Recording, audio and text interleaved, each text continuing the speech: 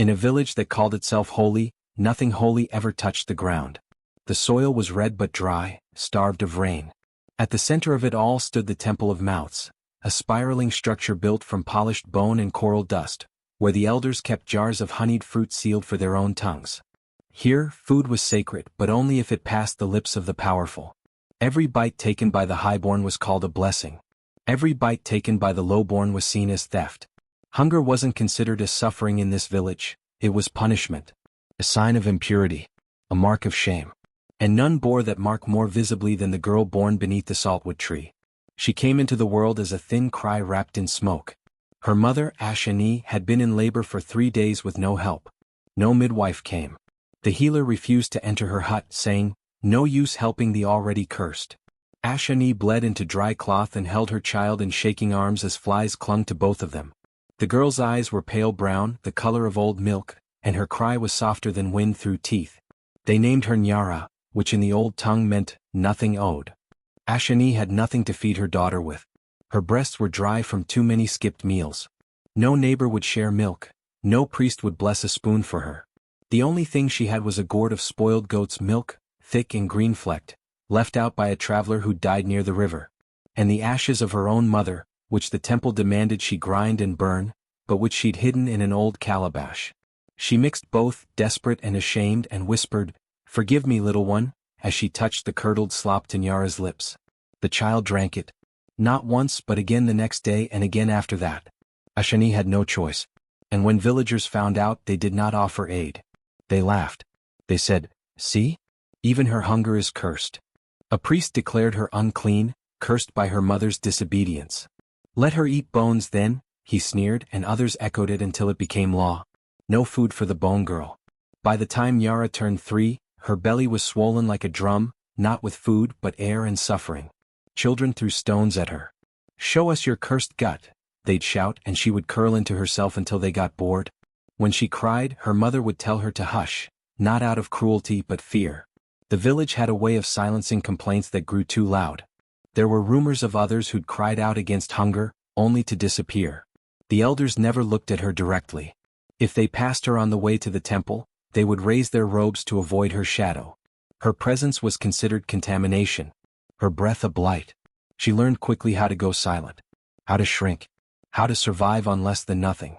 And still, something inside her watched. Waited. At night, while Ashani wept over her meager fire, Nyara would lay awake, listening to her own stomach speak. It gurgled and nodded, not from the spoiled milk but from something deeper, a hunger not just for food but for fairness. In her dreams, she stood in fields made of flour and honey, but her hands were tied. At the edge of those fields was a figure, tall, faceless, cloaked in smoke, who said to her in a voice that burned the air, "They have mistaken silence for safety. But hunger remembers." Years passed like this. Hunger became her only companion. Her body grew too slowly. Her ribs showed even under rags. Her fingers thinned into claws.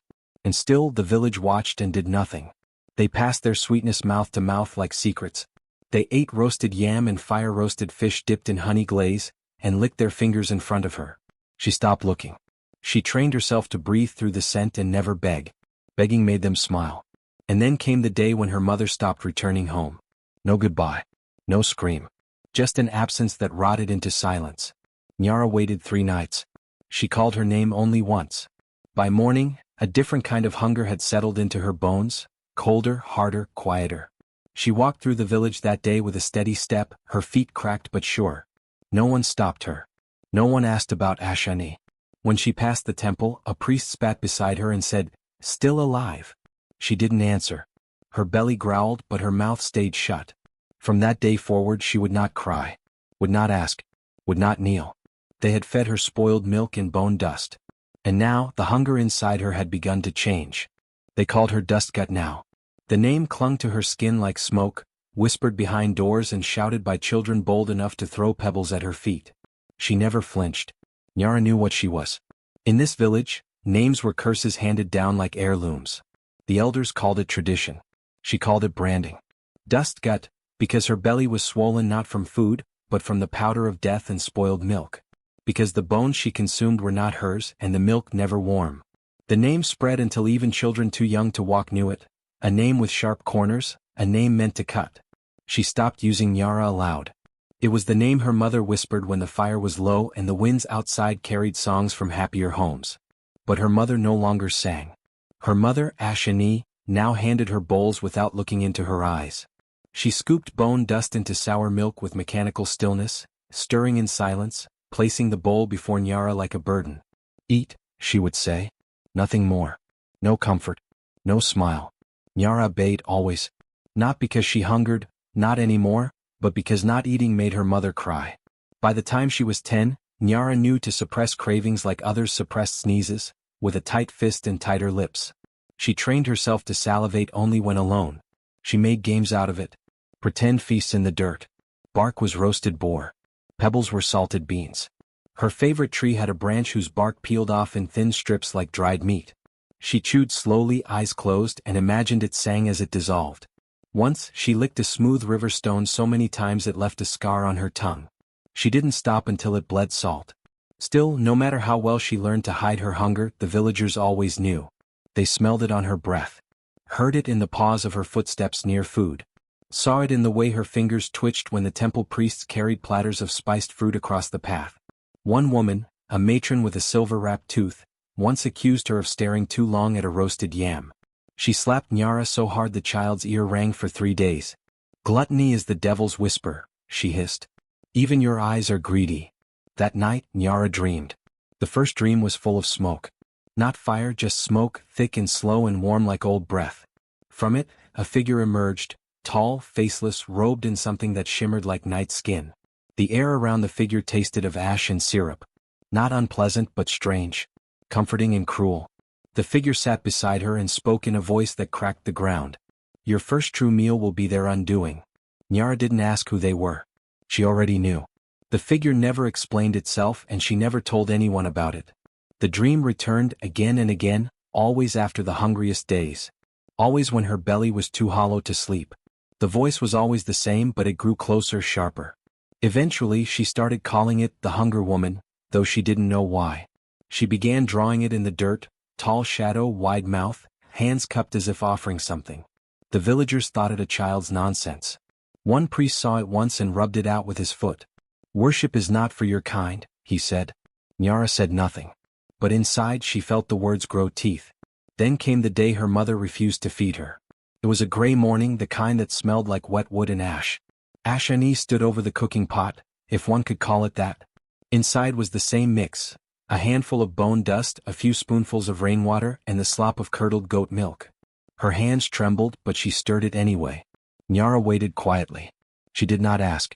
She had not asked in years. When the bowl was half prepared, Ashani stopped. Something broke behind her eyes. Her hands dropped to her sides. The gourd clattered on the stone floor. She looked at Nyara for the first time in months. Really looked. "I can't," she whispered.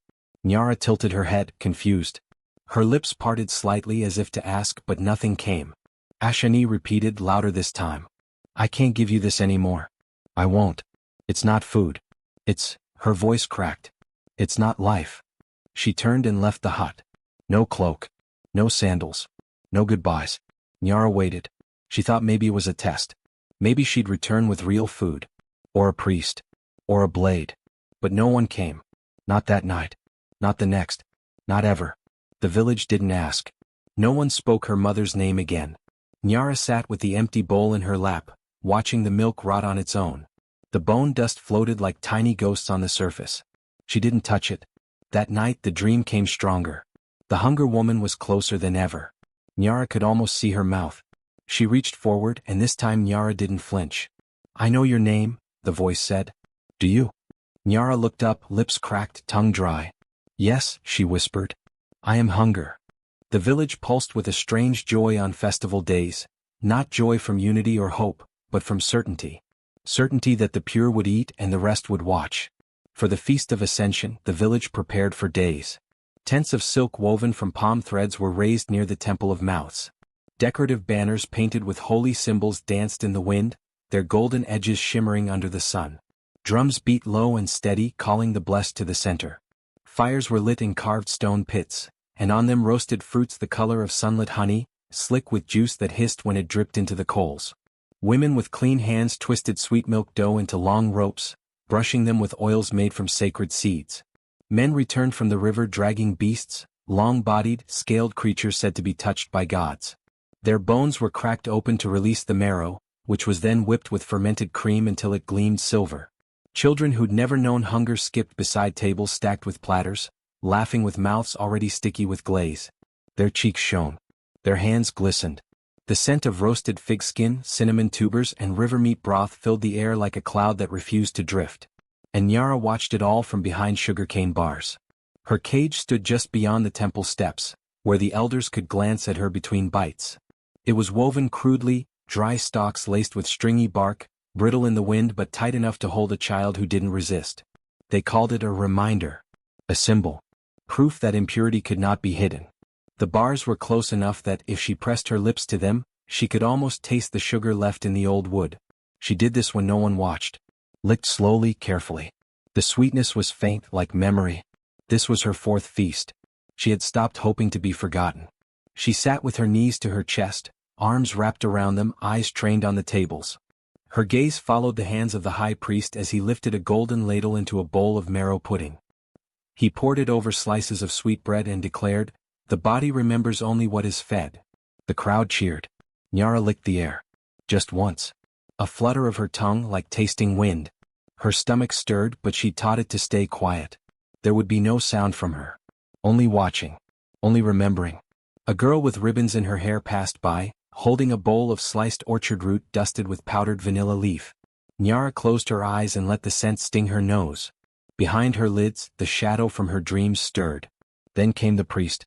He was old and dry, with skin like cracked leather and eyes like smoked stone. He approached the cage slowly, chewing something with loud wet clicks. When he reached her, he did not speak at first. He bent slightly, spat a clump of yellow pulp at her feet, and then straightened. "To crave," he said, voice thin and sharp, "is to curse." He turned and walked away without waiting for a response. Nyara stared at the pulp. It smelled of plum and spice. A fly landed on it. She did not move. Instead, she looked down at her hands. They were different. The nails, longer than before, sharper. Not chipped, not cracked. Thickening, darkening at the tips. Not human, not beast, but something between. She flexed them in her lap slowly like testing knives. Her breath caught but not in fear. She did not show them to anyone. Above her, the feast continued. The priests licked oil from their fingers. The elders bit into meat that shimmered. The laughter was louder now, raucous and gluttonous. A boy vomited from overeating and was praised for his devotion. Nyara did not look away. The shadow in her dreams pressed against her skin from inside. It smiled without lips. Her stomach gurgled, low and deep. She let the sound pass like a whisper through her throat. And then she smiled too, with her mouth shut but her eyes wide. The cage was holding her. For now. The sun was high when they brought her the bowl, not at dusk when shame could hide in shadows, but at the cruelest hour when the whole village could watch clearly. The Feast of Ascension had reached its final rite, the offering of purity. A ritual older than memory. One meant to remind the people of what was sacred and what was not. The high priest approached Nyara's cage with his steps measured and robes spotless, embroidered with gold and threads of river silk. He carried no platter, no fragrant dish. Just a single cracked clay bowl, chipped along the rim with lines down the side where the glaze had split. It was held out before him like a gift and a warning both. The villagers stepped aside as he passed. Children craned their necks to see better. Elders murmured prayers, some with pity, most with disgust. He stopped before the cage. "Bone gut," he said loud enough for the crowd to hear. "You will eat now. So the gods may remember their mercy." Nyara did not move. The bowl was lowered into the cage, placed gently on the ground in front of her. The high priest used a hooked staff to slide it closer, careful not to touch her or the bars. Once the bowl was settled between her feet, he stepped back and raised both arms. "She eats for our sins," he said. "And in doing so, carries them for another year." The crowd repeated, "Another year." Nyara looked down. The milk was not just spoiled, it was dead. It had turned green at the edges, with filmy layers that shifted when the wind stirred. Fat globules floated like jellyfish, and bone dust clung to the surface in swirling clouds. The smell hit her first, not sour like old milk but sharp like rot sealed too long. Her stomach lurched. She had eaten this before. Many times. But never like this. Never with so many eyes. Never with the hush of the village waiting to see if she would gag, retch, refuse. Her punishment had become theater. Her fingers moved slowly. She picked up the bowl with both hands, ignoring how the edge bit into her palms. The clay was dry and warm from the sun, and already cracking under the pressure of her grip. She raised it. The moment before she drank, the crowd leaned forward. She did not speak. She did not plead. She tipped the bowl to her lips. The first taste was thick with curd and bitterness. The rot had bloomed fully, slick, textured like wet paper and meat left too long. The bone dust stuck to her tongue, gritty and sharp. One shard scraped the roof of her mouth. Another lodged in the back of her throat. She swallowed anyway. Tears burned down her cheeks. They weren't from pain, or not only pain. They were from humiliation. From the memory of her mother's hands stirring bowls just like this. From the giggles of children nearby who pretended to gag as she drank. From the dry silence of the elders, who pretended not to watch but couldn't look away. She emptied the bowl. When it was done, she set it down beside her. Her hands did not tremble. Her mouth did not open. The milk, the dust, the shame, all of it rested inside her like a stone in a pond. She breathed through her nose and waited. The high priest looked down at her. His lips curled in something between satisfaction and disgust.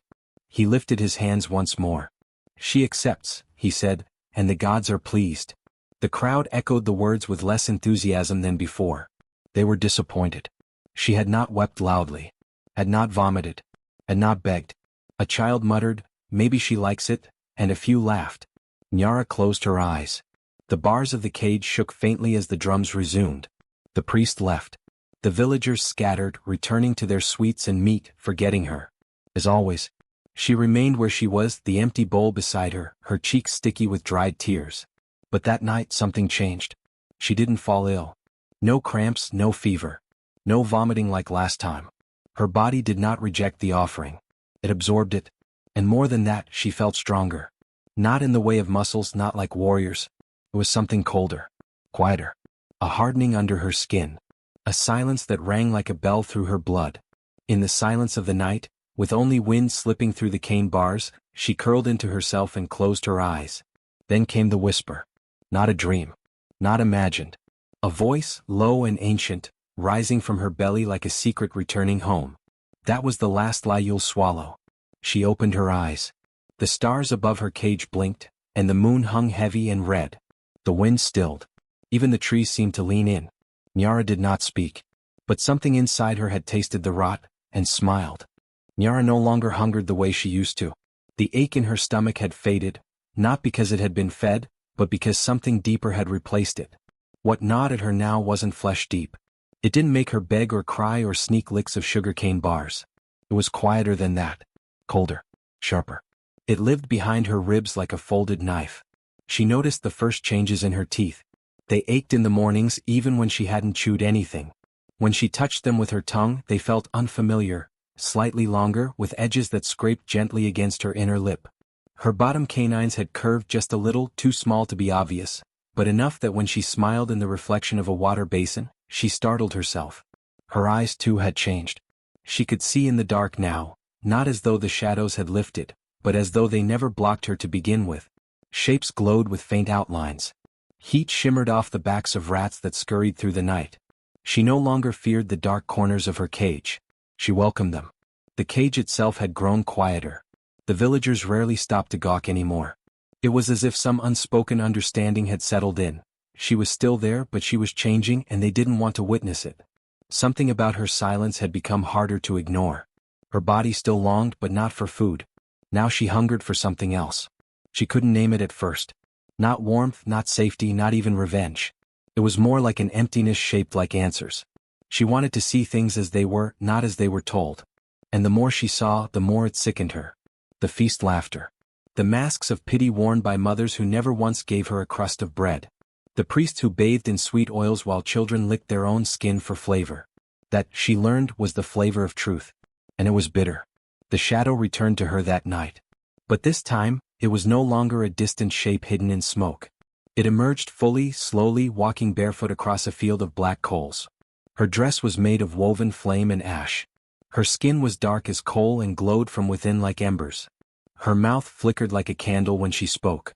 She looked like hunger made flesh. "You are near," the woman said, crouching beside Nyara, who stood barefoot in a dream that smelled of burning rain. You feel it, don't you? Nyara nodded. My hunger was fire, the woman said, but yours will be knife. Yours will slice through what they feed and show the rot inside. Nyara said nothing. She didn't have to. You'll eat, the woman whispered, pressing her forehead to Nyara's. And they will taste what they gave. When Nyara awoke, her mouth was dry, but her chest buzzed like it held a trapped storm. The sun was barely rising.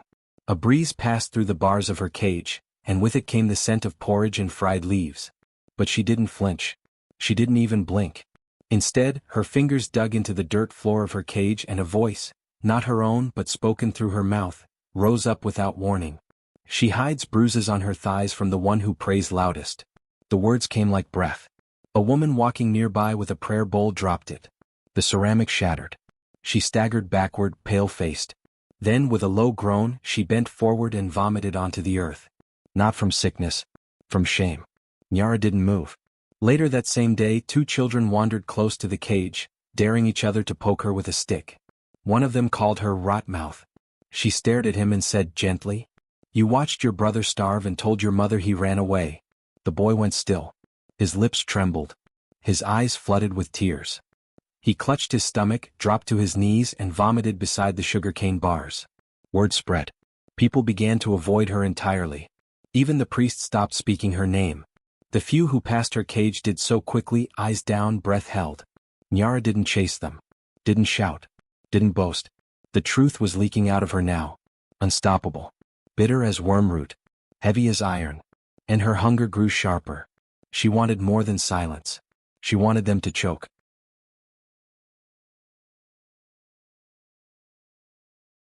The day of sweet mouths arrived with drums and perfume. It was the most sacred celebration in the village's long and bitter year. The one day when no one was allowed to fast. Sweetness was declared holy, indulgence blessed. Sugarcane was crushed until it wept into pots of milk wine. Thick creams were beaten with golden dust from temple bees, and meats, pork, lizard, and river goat, were boiled in syrup and honey water until the bones softened and split under a child's bite. The temple of mouths overflowed with offerings, laughter, and fragrance. Every tongue was promised pleasure. Even lies, the priests claimed, were forgiven if sweet enough to tell beautifully. But one sweetness was missing. The cage outside the temple stood open. Empty. At first no one noticed. Or rather, no one mentioned it. Maybe they thought she'd been moved. Maybe they hoped someone else had finally ended the awkward tradition of displaying her. Maybe a priest had grown merciful. But by mid-morning, when children began to ask why Dustgut wasn't on display, the murmurs started. At first soft. Then urgent. Where was she? The priest who'd last checked on her swore he'd seen her at dawn, curled beneath a palm mat, breathing but still. Others claimed they heard the bars rattle in the night. One woman said she saw a shadow walk across the square before first light, barefoot and unhurried. Still the elders waved the fear away. Let the cursed girl wander, said one. She will return when her belly folds in. And so the festival continued, if more tense. Tables groaned under syrup-drenched platters. Children laughed, though with one eye turned toward the empty cage. And when the sun began to set, and the shadows stretched like black tongues across the ground, people began to whisper. She should have come back by now. Has anyone looked beyond the river? Is it true she speaks curses now? The priests lit incense. One offered a public prayer for the safety of the fallen one. It was hollow, poorly received. And then just before full dark, the drums stopped. Because she had returned. Nyara stood at the gates of the temple, barefoot, dressed in the same threadbare wrap they'd always mocked her for. Her hair was uncombed. Her arms thin. But her presence filled the square like smoke.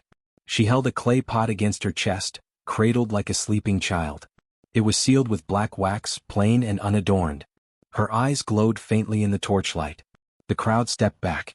One priest moved forward, hesitant, his smile brittle. You were missed, he said, voice cracking. We prayed for her. I brought dessert, Nyara said. Her voice was calm, steady. It echoed off the temple stones. A ripple of uneasy laughter passed through the crowd. Dessert? From her? Some chuckled aloud. Others turned away, uncomfortable. Do not mock us, girl, the priest said, waving her off. Return to your cage. Nyara did not move. She placed the clay pot gently on the steps of the temple, then stepped back. Dessert, she said again.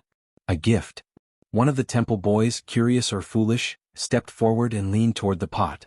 He cracked the wax seal with a stick. The scent spilled out like perfume, thick and sweet and impossible. Everything stopped. No one spoke.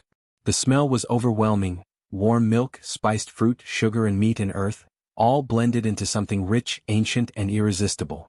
It slid into their lungs like smoke, wrapped around their hunger, pulled at their tongues. Even those who had just eaten until bursting found themselves salivating. The priest who had scolded her leaned down, sniffed deeper. "What is this?" he asked, breathless. Nyara smiled, teeth faintly gleaming in the torchlight. "Something old," she said. "And honest." And then she turned and walked away, leaving the pot behind, still steaming. It began with cautious hands and greedy eyes. The clay pot still sat on the temple steps, its wax seal peeled back like old skin, the scent blooming thick through the air. One priest, unable to restrain himself, dipped 2 fingers into the warm mixture and brought it to his mouth. It was a soft, sticky thing, something between pudding and paste, warm as breath and sweet as myth. He tasted it, and the sound he made stopped everyone cold. A moan. Unholy, almost obscene. He dropped to his knees. He gasped, "It's everything." That was all it took. Another priest rushed forward, then another. A temple elder grabbed a ceremonial spoon and plunged it into the pot. A merchant shoved his way through the others. A woman who had once laughed at Nyara's hunger reached out with trembling fingers, already weeping, "Forgive me, but I must." In minutes the pot was surrounded, elders, priests, bullies and cowards alike. They dipped their hands, spoons, shells, anything they had into the gift. They didn't wait. Didn't bless it. Didn't question where it came from. They ate. The first bites brought silence. Then tears. Then praise, wild and frantic. "This is blessed. It tastes like memory. It tastes like the first time I was held." They gorged. They chewed with their mouths wide open so the world could hear their pleasure. They licked the insides of the pot, scooping at the corners, fighting for more. One woman fell to her knees, sobbing, cradling a mouthful like it was a newborn. A boy who had once pelted Nyara with stones smeared the mixture across his lips and whispered, "It tastes like honey on snow." No one noticed Nyara had returned, silent and still, standing behind them at the edge of the torchlight. She watched them. Her hands folded calmly before her, eyes half-lidded, mouth unreadable. She did not interrupt their joy. Not at first. But slowly, a change began to ripple through the crowd. The first sign came from a priest who staggered back, clutching his jaw. He groaned and bent forward, hand at his mouth, teeth clenched. "Hot," he muttered. It burns." Another man fell beside him, crying out as blood dribbled from the corners of his lips. A woman screamed as one of her front teeth cracked in half, falling to the ground like a pearl dropped from a broken necklace. Gasps rippled outward. "What's happening? My mouth, it stings. I can't feel my tongue." Then came the smell. Not sweet. Not even bitter. But rot. Raw and wet and old. Like flesh sealed too long. Like spoiled marrow. The air shifted from perfume to decay and still, it clung to their tongues. Gums began to swell. Teeth blackened, then cracked. Pus leaked between molars. One priest clawed at his throat, retching, but nothing came up. His lips peeled back, revealing a mouthful of rotted stumps. Screams rose now. They dropped to the ground, choking, sobbing, clutching their mouths. Blood foamed and mixed with the remains of what they had devoured only moments before. Their tongues blistered, their breath curdled. A boy whose mouth was still clean tried to run, but tripped over a crumpled elder. His face landed in the dirt beside the pot, and even then, even in terror, he reached out to scoop one last bite, addicted, unable to stop. He swallowed. And then he too began to scream. It was only when the crowd had collapsed into a moaning, drooling mass of agony that Nyara stepped forward. She stood over them, tall and composed, her shadow stretching like a blade across the temple stone. She looked at each face. At the mouths that once spat at her, that once laughed when she starved, that once whispered curses and names like Dust Gut and Bone Belly. Now those mouths frothed and oozed, filled with darkness and pain. She spoke.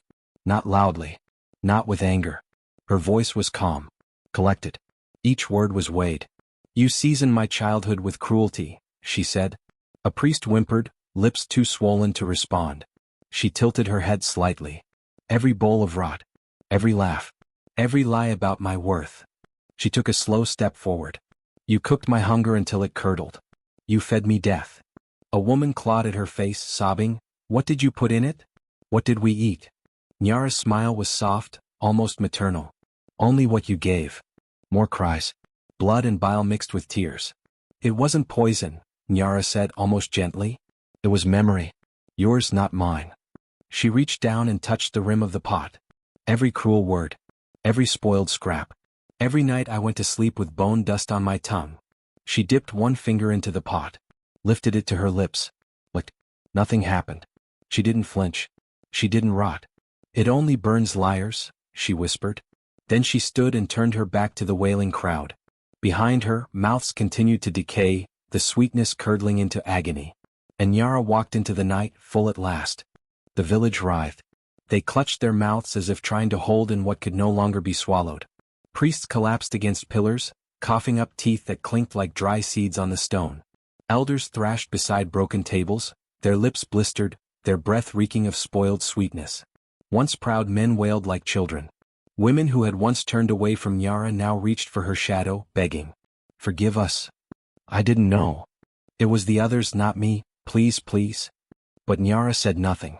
She stood at the edge of the temple, the pot behind her, the wreckage before her. Her eyes flicked over the suffering without flinching. Her expression held no rage, no triumph. Just stillness. A stillness that unnerved more than any scream ever could. And then she began to walk. One slow step after another. Barefoot. Calm. Unbothered by the chaos she left behind. Her feet met the soil like truth meeting flesh. Unavoidable, irreversible. Wherever she stepped, the earth cracked. Fine lines spread outward like veins beneath the dust, and with each step they deepened. The ground turned gray and dry behind her. Grass shriveled. Petals curled inward. Fruit trees, heavy with the bounty of sweet-mouthed day, began to wilt before the eyes of those still able to see. Mangoes turned black. Figs split open and dropped like stones. The sugarcane groaned and leaned as though bowing to her passing. It was not vengeance. It was purging. The land had feasted on lies for too long, and now it was vomiting them out. Children peeked from behind doorways, their eyes wide, not with hunger as Nyara had once known, but with fear. They pressed small hands to their mouths as if to keep silence sacred, terrified of saying the wrong thing in her presence. One little girl, no older than Nyara had been when the rot first touched her lips, whimpered quietly and backed away into shadow. Mothers tried to gather their children, but their voices cracked mid-sentence. Some couldn't speak at all, as if their tongues had gone dry just from meeting Nyara's gaze. She passed the well where her mother used to collect water. The rope was still tied in place, but the bucket had snapped in half, would split clean down the middle. The well water had gone cloudy. Frothy. The reflection inside showed not the sky, but smoke and cinders. She did not stop. The cage still stood at the edge of the square, brittle and broken. One sugarcane bar had been snapped clean through. Another was stained with old blood. She paused there briefly and looked at it, not with nostalgia but with something unreadable. As if she were reading a letter addressed to someone else. Then she turned and walked on. People watched from rooftops, their eyes wide and glistening. Some tried to call her name but choked on the first syllable. Others dared not try. They clung to their doorways and doorframes like anchors, unwilling to enter her path. Behind her, a priest stumbled from the temple steps, his hands dripping with pus, his mouth full of broken words. What are you?" he croaked. "What have you become?" Nyara did not look back. Another man on his knees whispered, "Please, please, we'll change." She didn't stop. She walked through the market, past overturned baskets and crushed fruit, through alleys once filled with gossip and scorn. Where laughter once rang, only silence remained. Where the smell of roasted meats used to drift, now hung the scent of iron and burnt sugar. A child dropped to her knees as Nyara passed and covered her mouth with both hands. Her mother crouched beside her, pressing the girl's head to her shoulder, whispering prayers too quietly to be heard. Nyara glanced at them. The woman held her breath. The child trembled. But Nyara only nodded once. A slow, slight motion. Then kept walking. By the time she reached the village edge, the ground behind her had dried to bone. The trees were bare. The wind had stilled. And all the mouths that once mocked her now bled, now wept, now feared. But Nyara said nothing. She had already spoken the truth. And the truth was still echoing in their teeth. The old temple was quiet now. Not just silent, but emptied of its weight. The chants had faded. The laughter had curdled. The offerings that once lined its carved shelves had turned to dust. Incense no longer burned. The mouths carved into the stone walls, once symbols of divine hunger, now looked dry and cracked, their tongues chipped and crumbling.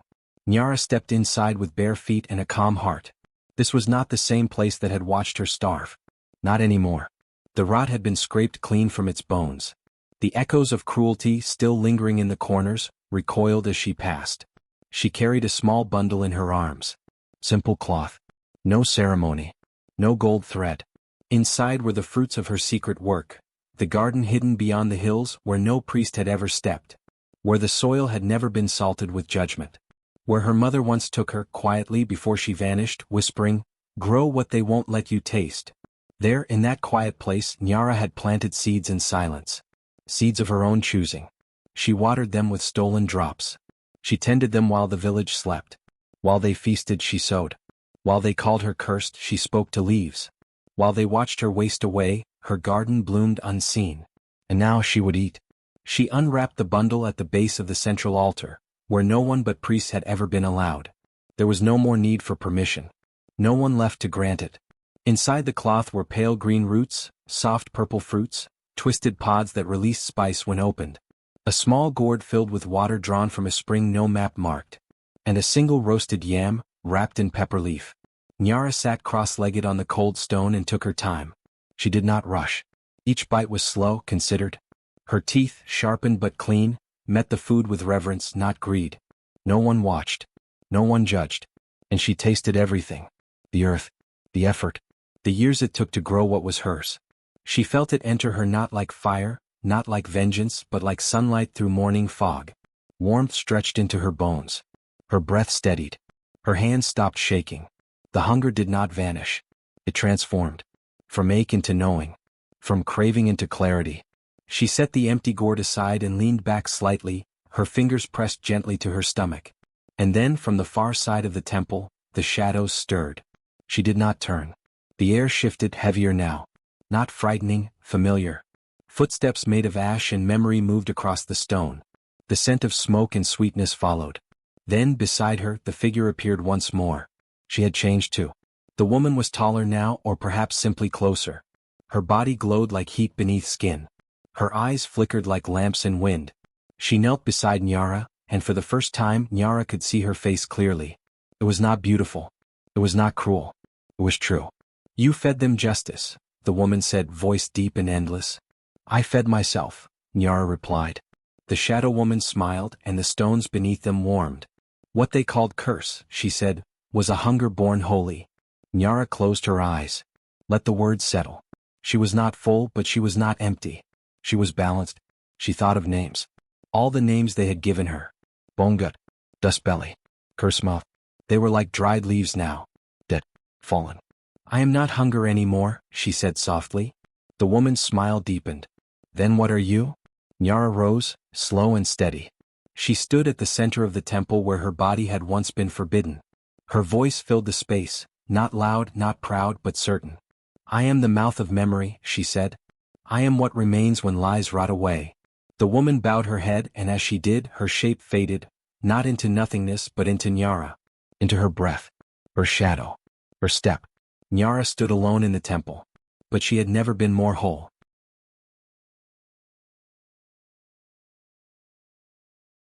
Years passed, and the village learned how to build again, not from stone but from shame.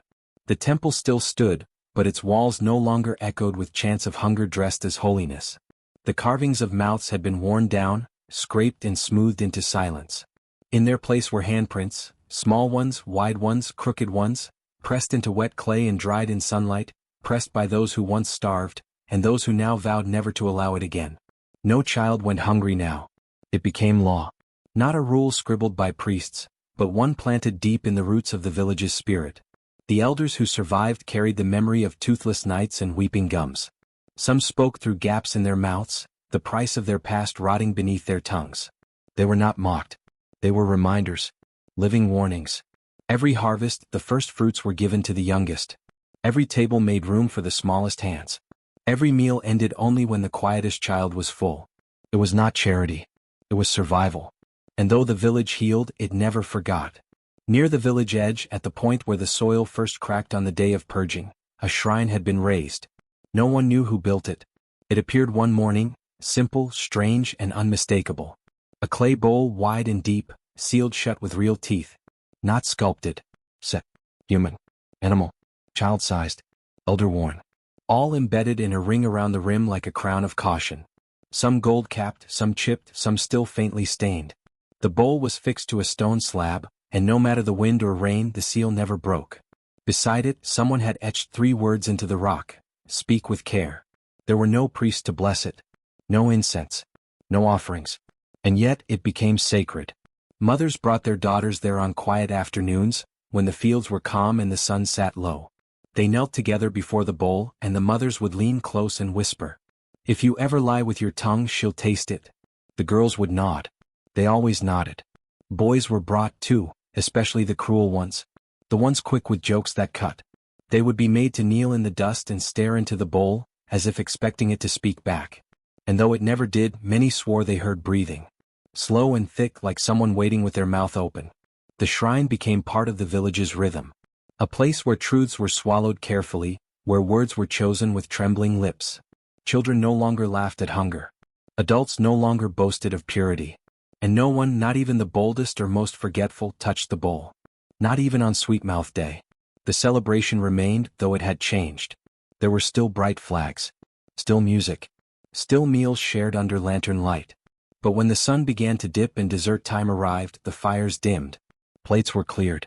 People stood quietly. No syrup-soaked meats. No milk wine. No dessert. Instead, the villagers walked in a slow line to the shrine. One by one. Silent. Each person brought something small. A sprig of mint, a cracked spoon, a piece of fruit with one bite missing. They placed it near the bowl, then touched the stone and whispered a truth. Not a prayer. The truth. I stole bread when I was 6. I hated her because she had more. I laughed when she cried and I still hear it. No one judged. No one replied. They spoke and they left lighter. At the end of each Sweet Mouth Day, the shrine stood surrounded by crumbs and confessions. The bowl never opened. The teeth never cracked. But the village swore it pulsed once, every year, just once, like something satisfied. And somewhere beyond the hills, in a garden only the oldest remember, wild roots still grow. Their fruit is quiet. Their sweetness is sharp. And no one eats from them without knowing the cost. Because once, a girl was fed rot in silence. And in return she fed them memory.